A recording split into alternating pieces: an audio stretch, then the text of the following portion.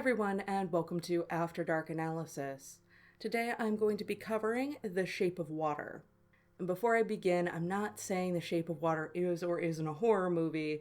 I'm just saying this is a popular film that seems to have a lot of interest in the horror community. This film revolves around a woman who is mute named Eliza and an aquatic creature who we only ever hear referred to as the asset, that physically conjures up a lot of imagery of creature from the Black Lagoon. A lot of people have drawn comparisons to Abe Sapien. It's been referred to in the media multiple times as a fairy tale for adults, and there are a lot of fairy tale elements in here. At the core of the story, we're essentially getting Beauty and the Beast without the disgust period Belle went through about the Beast. Eliza is all about the asset the second she sees him. This isn't really surprising though, because in the introduction, we find out Eliza is obsessed with anything aquatic. We open on her floating above a sofa as she sleeps, and she wakes up to an alarm clock to go about her morning routine, part of which is boiling eggs in water, and eggs and water are two big reoccurring themes in this film. After she's boiled her eggs, shines her shoes, and all of those things, she gets in a tub of water. She has an egg timer going on the sink, and then the scene a lot of people are referencing and were a little shocked or put off by, she masturbates. It's not really graphic, it's just obvious that's what she's doing. There are two different theories surrounding why this is shown and why this is done. The first theory is she is so obsessed with everything aquatic and water-based that the bath is a sexual turn-on for her.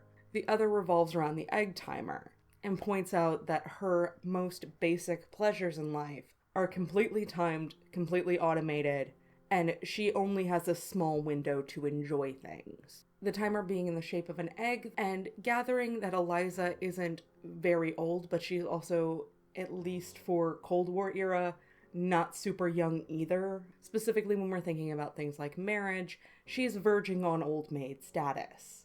It's an egg, it's timed, she's at a point where that clock is ticking, both from her standpoint and society. Personally, I think symbols can do multiple things at once, and this scene could very easily be an amalgamation of all three. Soon we find out Eliza works at a scientific facility as a cleaner.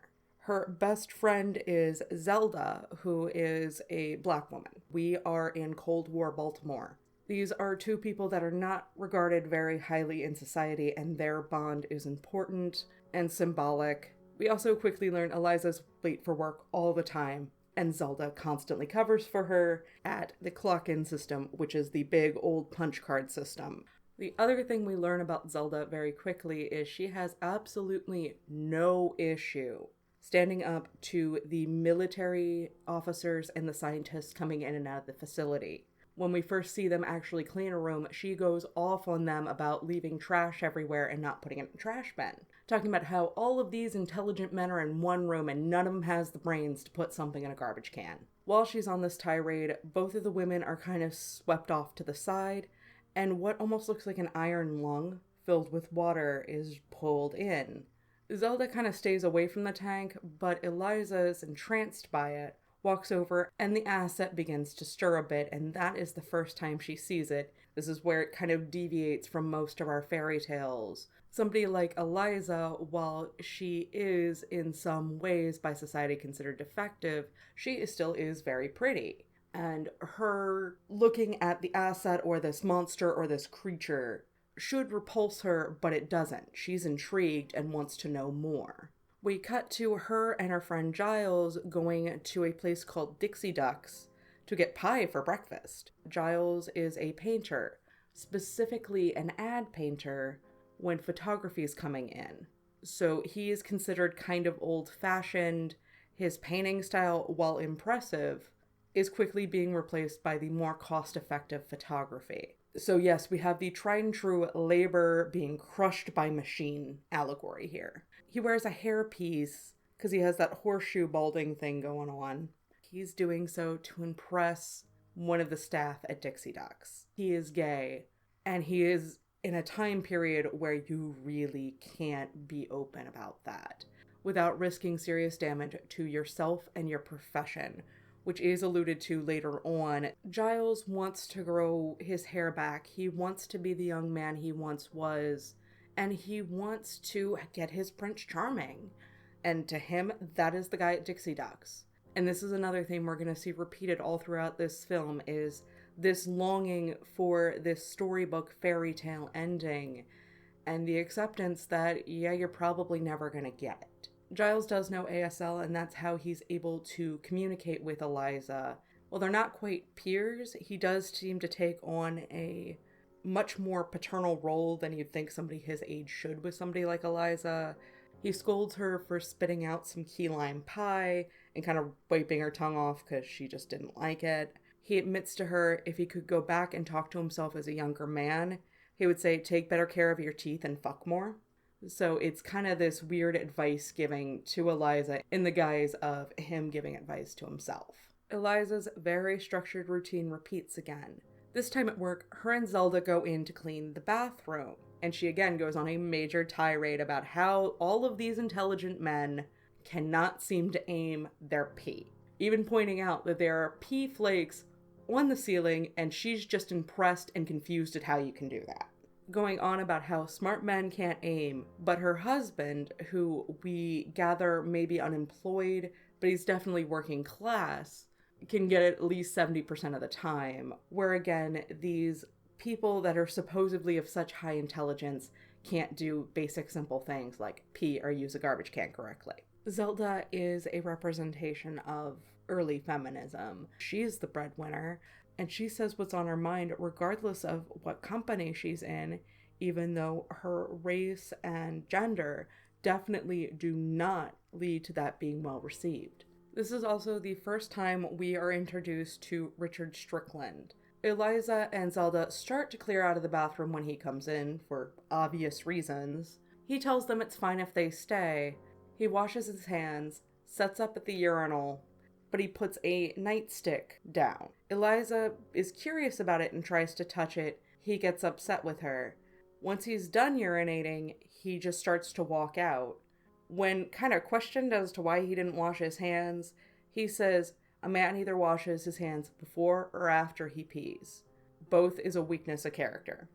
Once he moves his baton, Eliza quickly notices that there's blood on the sink. So she has no idea what he's doing, but she knows there's some element of violence in it. Very soon after, we see Strickland again missing 2 fingers. They've clearly been bitten off. He's spurting blood and screaming. Zelda and Eliza try and eat their dinner, but they are called in by the boss to go clean up the room where the asset's being held. Zelda gets upset and is like, can we finish our dinner? And he says, no, we have people coming. They come into a room covered in blood. So they start cleaning it up, and Zelda says, like, blood's the one thing she can't do. She can do pee, poop, everything else, cannot do blood. So Eliza's trying to take up the bulk of this and try and help out her friend when she finds 2 of his fingers and his ring. Zelda runs off to get the supervisor while she puts the body parts in her paper bag that she brought for dinner. This is the first time she really gets to interact with the asset, though, because she's left completely alone. This just deepens her fascination with the creature because Eliza's not dumb. She saw blood on a nightstick, and then all of a sudden this guy's missing 2 fingers. She makes the connection. He was probably being violent, and it bit him, which is exactly what happened. The supervisor comes in, takes the fingers in the bag. They finish cleaning up the room, and we cut back to Eliza with her friend Giles. As they're eating breakfast, he tells her that cornflakes, which she is currently eating, were invented to prevent masturbation, and he quips it obviously didn't work. Eliza is also in love with his new ad campaign for Jell-O, which is your stereotypical painted, happy Norman Rockwell family with red Jell-O. When he shows this ad to his boss, he says that green Jell-O is now in, not red, and he needs to make the man happier. Giles points out he can't possibly make that man happier without it being a distorted, Joker-esque thing. But he complies and does what he can. It's also heavily implied during this scene that there was an unrequited love between Giles and his boss, which could possibly be the reason he doesn't really seem to be employed by this agency anymore. This insinuation of unrequited love is quickly juxtaposed with Eliza sneaking in where the asset's being held and tapping a hard-boiled egg to get him to come to her in the big pool he's being held in. It kind of freaks out and screams when she gets close to him, but she makes it clear to the asset, this is yours, do what you want with it, I'm not here to bother or hurt you. Which, given Strickland's behavior towards the asset and what the scientists have possibly been doing to it in there, is an understandable response to people. If the only people you've seen have hurt you, of course you're going to fear people. She simply enjoys her hard-boiled eggs in the presence of the asset. She isn't really pushing for contact at this point. It seems like she realizes it needs some time to adjust. Zelda and Eliza are both called in to Strickland's office. He wants to sort of thank them for finding his fingers. They had been reattached after a few hours of surgery, and they're still at the point where they're not sure if they're going to reject or not. Upon finding out that Zelda's middle name is Delilah, Strickland launches into the biblical story about Delilah. It's also revealed that he is very racist, because Zelda is an only child and quips, "Oh, that's not common among your people." This is when we find out Eliza was orphaned. The scars on her neck she's had since she was a baby, and they're pretty sure the reason she cannot speak is because her vocal cords were severed. He goes on about how he discovered the creature, and implies heavily that he believes God is in the shape of a human, specifically implying a white male human, like himself. Cutting back to Eliza again giving the creature eggs, which he has now learned to sign for. We're not quite sure how much time has passed. It's clear that they are starting to bond. In juxtaposition to that, we see Strickland at home with his wife and 2 kids. Your standard, wholesome, nuclear American family. We see him and his wife have sex, and he's talking about getting a new car as almost foreplay. His wife puts his hand on her breast, going, we should get a Cadillac, which Cadillacs are still nice cars, and at the time, a major, major status symbol. While they're having sex, his hand starts to bleed, and his wife comments on this. Instead of stopping or slowing down or checking on it, he chooses to put the bloodied hand over her mouth and repeat the word silence. This is when we really start to establish Strickland's insane need for control and order.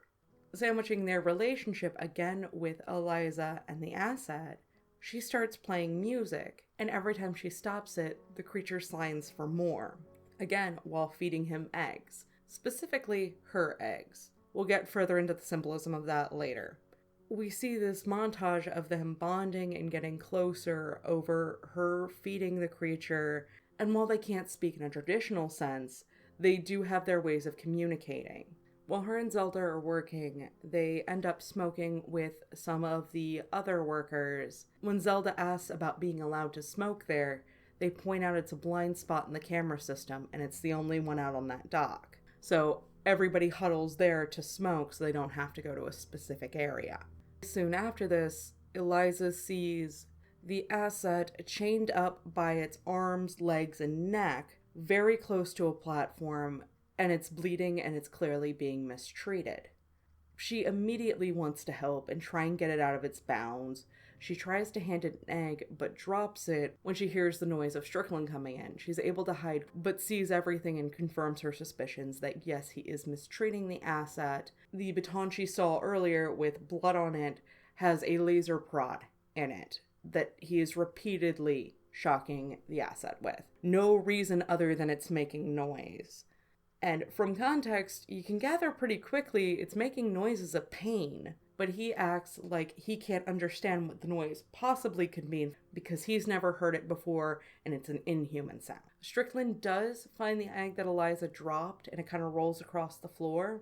He seems a little confused by it, and some viewers were a little annoyed by that. That plot point never really came back. The assumption here would be Strickland is so insane and rigid with order. This is a man who believes his duty to his country is to do exactly what he is told.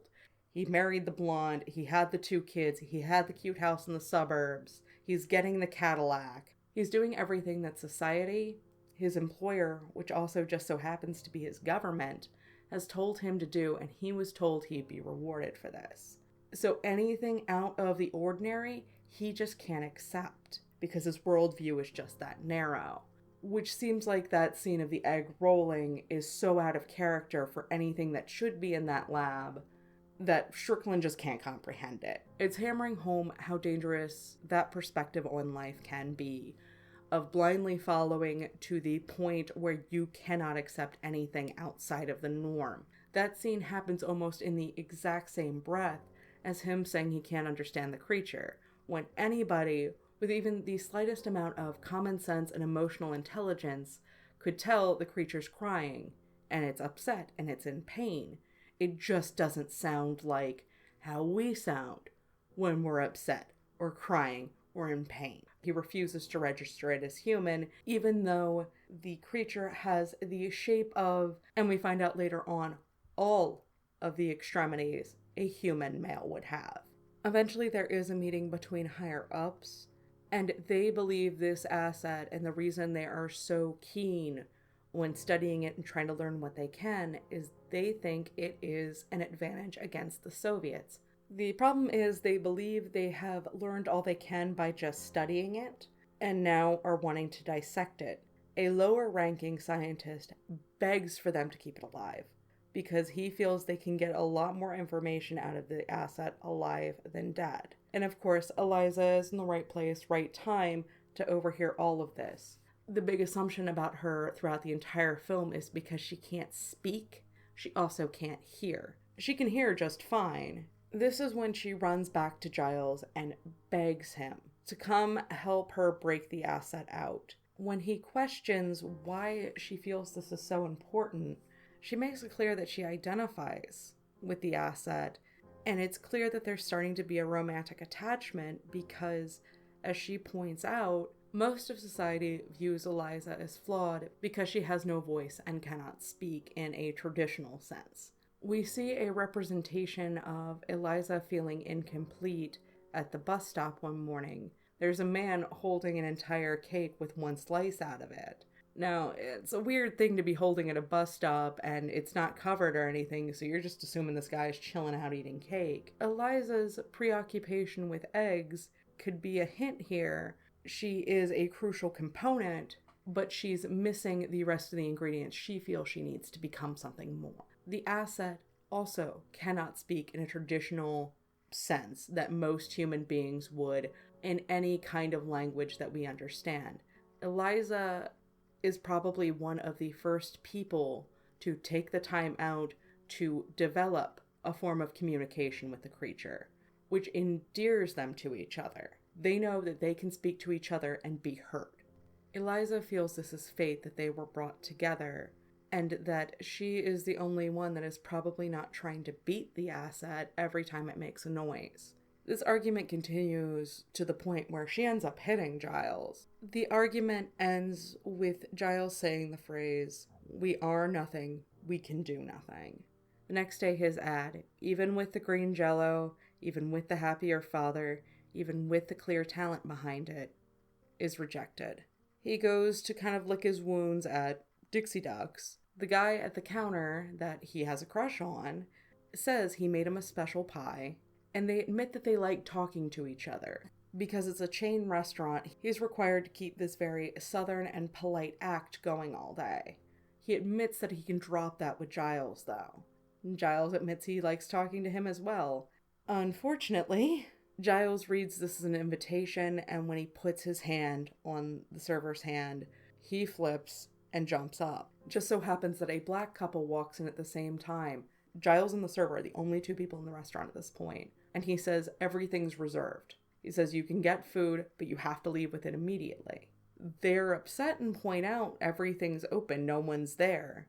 He keeps telling them you can either get food and leave immediately or just get out. The couple, obviously flustered, leaves because they don't want to eat at a place where they're clearly not wanted.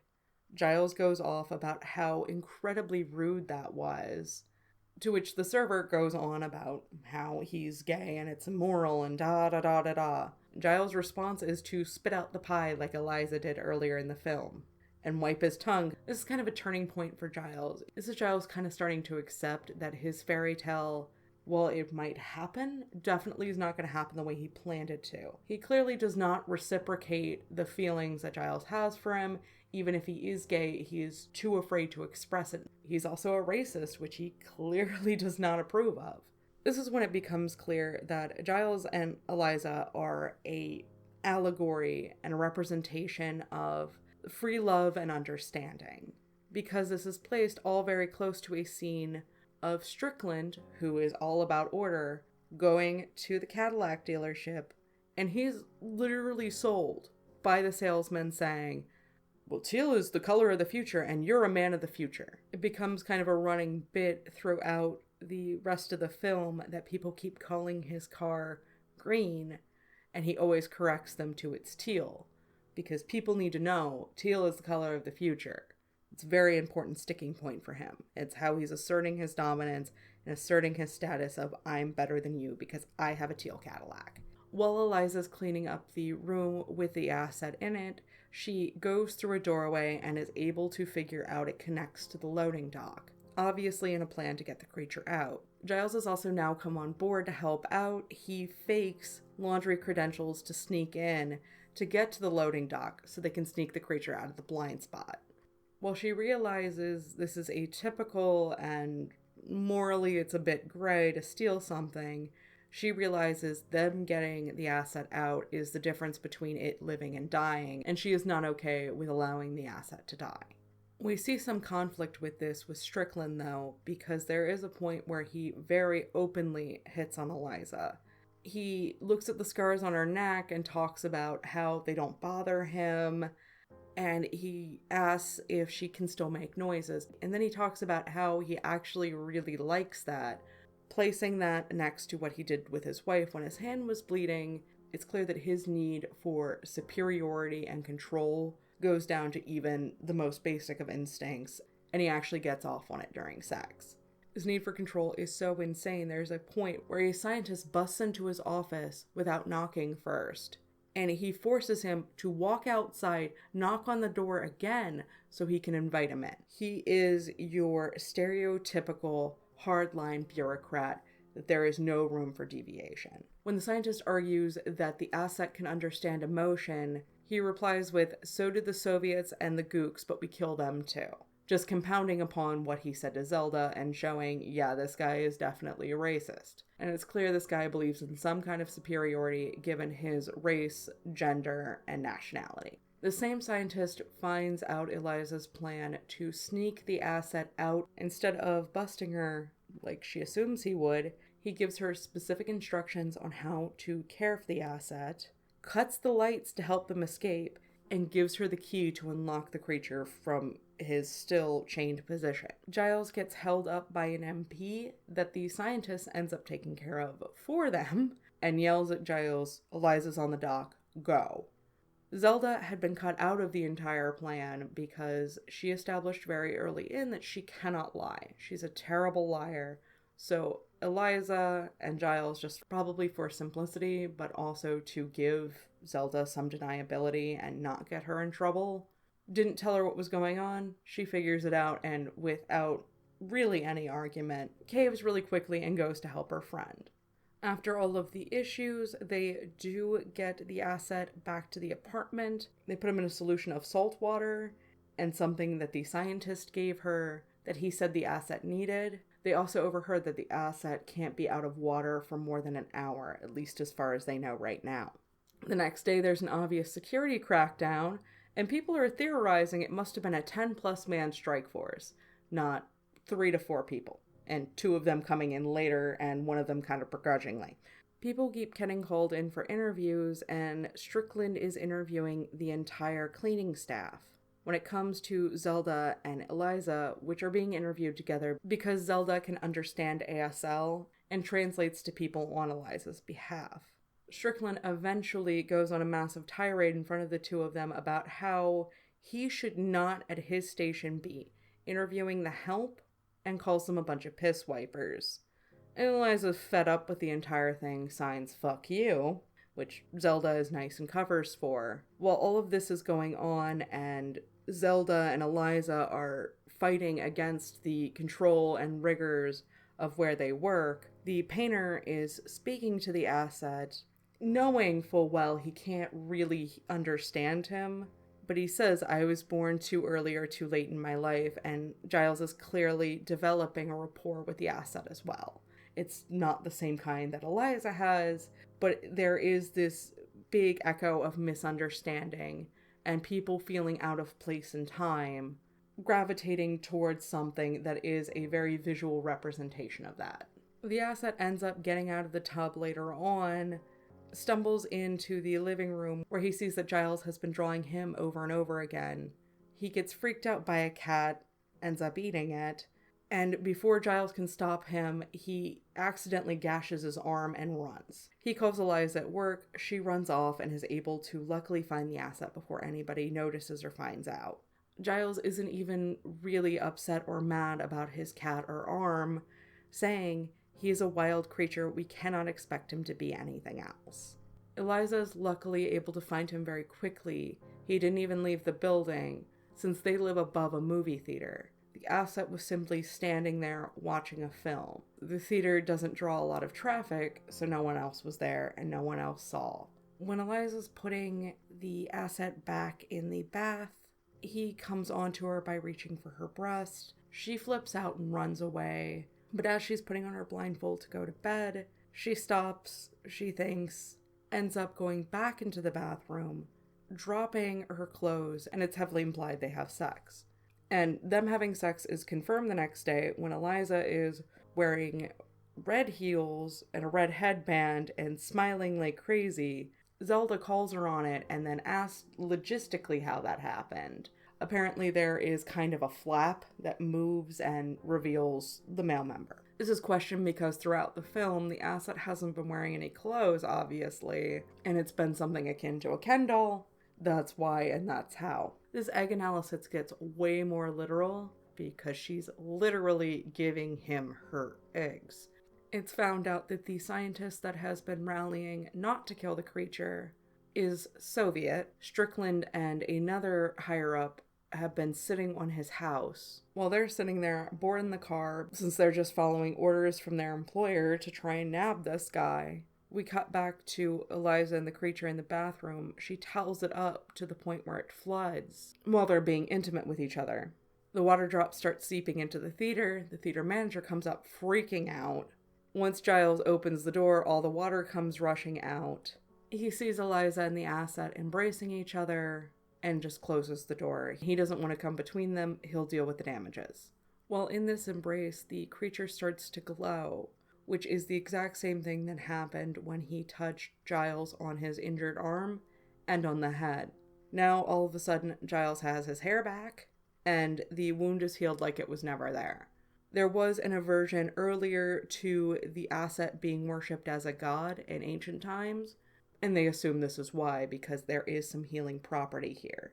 While Giles and Eliza never wanted anything from the asset, they were gifted this, assuming because they were kind and accepted it for what it was. Didn't want it to become anything else. So they ended up getting the benefits of that. The asset starts having trouble breathing, and it's never really established if it's because whatever healing property it has, it takes something out of them, or if it's just the environment isn't sustainable. They knew after they snuck him out, they were going to try and release him on the 10th. Specifically because the rains would be high enough to flood the canal that connects to the ocean, so they can put him in there without being seen to return him to the habitat that he needs. When the 10th rolls around, it is raining, and it is raining hard, so the canal should be flooded. On the calendar, the quote underneath her saying 10th raining says, "Life is but a shipwreck of our plans." So while she knew she was always going to have to give the asset up and allow them to go into an environment that's more sustainable, it's just not something she wanted to do. Meanwhile, Strickland is given 36 hours to fix it and find the asset, or else he's getting fired and scapegoated for the entire thing. During this, Zelda does come by the apartment and tells Eliza she has to call the scientist because something's wrong here. and they have to figure it out, which causes the scientist to obviously leave his place and go to theirs, allowing Strickland to track his movements. Before he goes to check on the asset, though, he pit stops to meet with other Soviets. This results in a massive shootout that leaves only Strickland and the scientist alive. He has a bullet wound in his cheek that Strickland fishhooks with his finger and pulls him. The scientist has also been shot in the gut, and Strickland points out this is a fatal wound. He will die. So he sits there and starts poking his fingers into the gut wound, as well as the fishhook in the cheek, to torture the information of where the asset is out of him before he dies. Strickland ends up going to Zelda's place because he knows she can't lie, and starts to push her for any kind of information. While he gives her a big long speech about honesty, and again her middle name being Delilah, he ends up ripping off his two now necrotic and pus-filled fingers because the surgery was not successful and they've been rotting more and more throughout the film. He rips them off, throwing them across the floor, which causes her husband to say, "Mute girl took it," overheard Zelda talking about it on the phone. Strickland has the information he needs and tears off as Zelda runs to the phone to warn Eliza. The second her and Giles get the call, they run. Strickland eventually gets to the apartment and sees the now empty tub, but the evidence that the asset had been there. He finds the calendar where they marked 10th and rain. Through ripping the place apart, he is able to put together that they are at the canal attempting to release the asset. Giles and Eliza are already at the canal. He signs at her, "You and me together," which is something Eliza signed to him a few times throughout the film. Eliza signs back, "Without me." She understands that his survival depends on separating from her, no matter how emotionally painful that is. Strickland gets there very quickly. He shoots Eliza. He shoots the asset.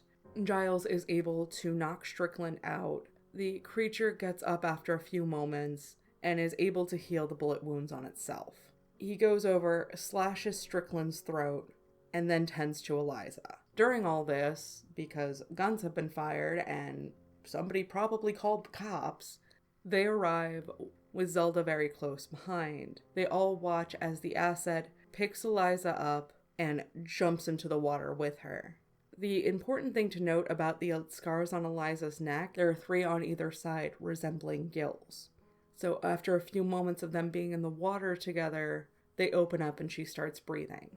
All with a voiceover from Giles saying he doesn't know what happened. He doesn't know what the asset did with Eliza. He doesn't know if he was able to heal her. But he'd like to believe that's the way it ended for them and they lived happily ever after. And she was able to finally be in the environment she was always meant to be. And that's why she's always been so drawn to water, is because she always had gills and was always meant to be a part of that. In his ending, true love triumphed over all, because that's what he needs to believe. Now, a couple of things about this movie. The Shape of Water is a callback to an idea from Plato, that water in its purest form takes the shape of a 20-sided polyhedron, which is meant to evoke the idea that beauty and humanity and purity have several different sides, just like something with 20 faces. The color palette resting so heavily on different greens and blues. Well, blue obviously we associate with the sea, but the color green is also a mixture of the primary colors yellow and blue, which most of us would associate yellow with sunlight and the sky. So it's this merging of 2 different worlds, even though the sea is blue because it's reflecting the sky. Again, harking back to that visual joke of people calling Strickland's car green when it's teal. As for Eliza, she's supposed to do the status quo, and that is marry somebody, have some children, and be happy with that. Her rejecting that and having sex with the asset is reminiscent of a lot of young couples in the 60s counterculture, hence why she's an embodiment of the free love movement. She's refusing to follow that norm and going where it makes her happy, because she's looking at somebody like Strickland who did follow the norm and did follow orders, and by all accounts is miserable and has nothing to show for it. He's about ready to get canned decades of service and doing what he's told because following the rules didn't prevent what happened. And because of this, he loses it. There is a reason every antagonist and unlikable character, namely Strickland, represents the old world and the old guard. The more identifiable characters like Eliza, Giles, Zelda, the asset, represent more progressive ideas specifically for that time period. Eliza and Giles are clearly about following who they love and eventually not caring if society has an issue with that. Giles' art is being shut down by corporations. Again, he's being pushed out by photography, and the love he wants to have with another man is being shunned by society. Dimitri, the scientist, represents this fight for morality and scientific understanding. He doesn't have an allegiance to either country. The Soviets want to kill the asset, and he fights against that. The US wants to kill the asset, he fights against that. He has no allegiance to any nationality, only an allegiance to science and understanding. While this film is clearly inspired by the Universal monster movies, it is at the same time the antithesis of them. They treat the asset and the creature or the monster as human, where we almost never see that in the Universal monster movies. Now, this ending is really disputed by a lot of different people. Some people believe this is literal, and Eliza was always meant to be in the sea. That's why she's drawn to things that are aquatic. That's why she just so happens to have 3 slices on her neck. She was always meant to breathe that way. She just never had the component that she needed to complete that journey until she met the asset. This also could be a metaphor. As Giles narrates over the ending, he says this is just a theory he has. What we're seeing on screen is in his own imagination. Obviously, being a good friend, what he would have wanted for Eliza. He wants her to have and indulge in this love that he's having issues getting. While Giles isn't sure that happened, he's not sure it didn't happen. So this could kind of go either way, and there's strong arguments on either account. So what do you think? Do you think this was literal? Do you think it was a metaphor? Do you think something absolutely completely different? Let me know down in the comments below. As always, if you like what you're seeing, please hit like, comment, subscribe. If you don't like what you're seeing, please leave a comment and let me know. Thank you.